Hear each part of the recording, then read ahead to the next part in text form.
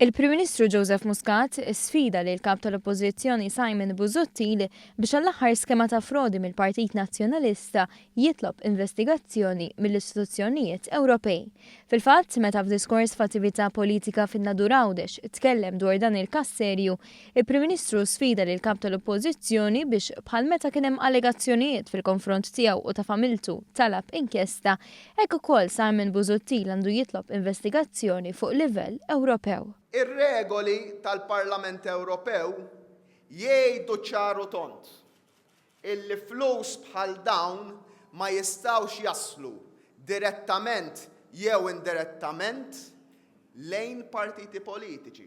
U għalhekk jien nisfida Simon Busuttil illum. Jekk ma għandu xejn xjaħbi imur bil-każ u direttament għand il-Parlament Ewropew u għand l-Uffiċċju ta' Kontra l-Frodi tal-Unjoni Ewropea. Dan għaliex fi kliemu dak li qed jagħmlu l-membri parlamentari Ewropej Nazzjonalisti jammonta għal frodi ta' fondi Ewropej. U jekk irid juri li m'għandux jaħbi irid jmur u stess jirrapporta din il-frodi ħalli tkun investigata x'jien meta gidbu fil-konfront tiegħi ordnajt investigazzjoni li qed ngħidu l-verità fil-konfront tiegħu naraw x'ħajamel. Joseph Muscat fakkar fl-iskema ċedoli tal-Partit Nazzjonalista li permezz tagħha daru mal-liġi tal-finanzjament tal-partiti. Imbagħad kien hemm l-invoices folot li permezz tagħhom Simon Busuttil ikun jista' jieħu l-flus mingħajr ma jiddikjarhom mal-liġi tal-finanzjament tal-partiti. Hawnhekk il-Prim Ministru fakkar kif il-Kap Tal-Oppożizzjoni m'għamilx bħalma għamelu li ħalkas il-qorti għall-investigazzjoni. Al kontrarju Simon Busuttil mar il-qorti biex iżomm il-Kummissjoni Elettorali milli tinvestiga.